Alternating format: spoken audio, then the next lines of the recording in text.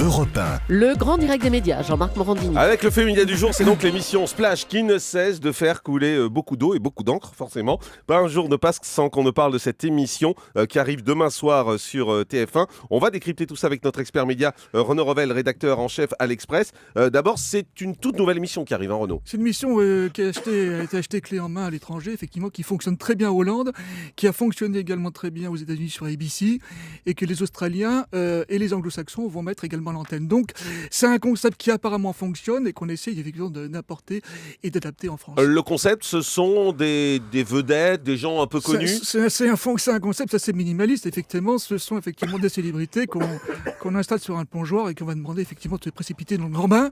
TF1 a eu le plus grand mal d'ailleurs à faire le casting. Il a fallu quand même supplier, en tout cas, nombre de célébrités qui ont refusé les unes après les autres, jusqu'à finalement recruter Christophe Bongrand d'ailleurs, animateur maison de TF1. Christophe Beaugrand qui fait 50 minutes Inside, voilà, qui est également sur NT1. Et obligé de mouiller le maillot à sa manière parce qu'effectivement TF1 a eu le plus grand mal à bâtir ce concept, cette émission en France. Alors, pourquoi tant de communication autour de ce programme depuis quelques jours ? Parce que le risque est énorme, la peur de l'échec tout simplement. TF1 qui a retrouvé quand même des couleurs depuis le mois de septembre avec un JT quand même de 20h requinqué, des audiences en hausse, une édition de Koh-Lanta qui a très bien fonctionné, et puis The Voice qui cartonne aujourd'hui, ne veut pas prendre le risque quand même à 20h30 de se prendre un bouillon et de casser un peu l'élan qu'elle avait en tout cas redynamisé depuis le mois de septembre. Donc le pari est risqué à 20h30 quand même.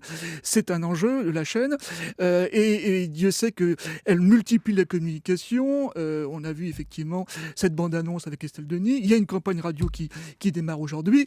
On voit très bien que TF1 a mis les petits pas dans les grands pour un programme, encore une fois, à haut risque. C'est un programme qui a bien marché à l'étranger ? C'est un programme qui a bien marché à l'étranger, qui a bien marché à Hollande, qui marche très bien sur la Fox aux États-Unis, et encore une fois sur lesquels nombre de chaînes australiennes et anglo-saxonnes vont investir dans les mois qui viennent. Donc pour TF1, encore une fois, c'est un qui tout double. M6 avait failli d'abord racheter ce programme. Ils ont fini par se faire griller par TF1. Et du côté de la chaîne Nicole Taverneau, on doit regarder ça de très près parce que si d'aventure TF1 échouait, évidemment, M6 s'en réjouirait. Merci beaucoup, Renaud Revel.